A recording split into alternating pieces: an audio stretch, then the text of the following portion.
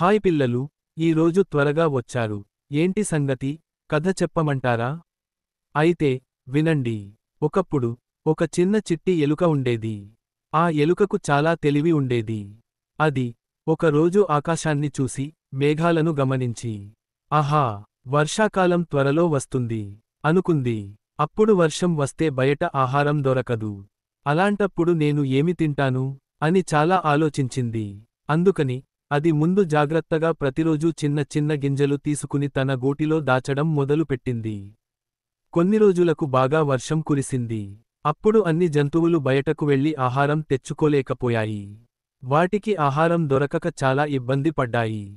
కాని, చిన్న ఎలుక మాత్రం తన గూటిలో కూర్చుని, చిక్కు చిక్కు, నాకు భయం లేదు అని పాడుకుంటూ సంతోషంగా ఉంది. ఎందుకంటే నాకు రుచికరమైన గింజలు ఉన్నాయి అని సంతోషంగా తింటూ గడిపింది. అయితే పిల్లలు, ఇందులో నీతి ఏంటంటే మనం ముందు జాగ్రత్తతో ఉంటే, భవిష్యత్తులో వచ్చే ఎలాంటి సమస్యనైనా ధైర్యంగా ఎదుర్కోవచ్చు. ఇప్పుడు చెప్పండి పిల్లలు, కథ బాగుందా? అయితే ఇంటికి వెళ్ళండి. ఇప్పటికే చాలా ఆలస్యం అయింది. వెళ్ళి పడుకోండి.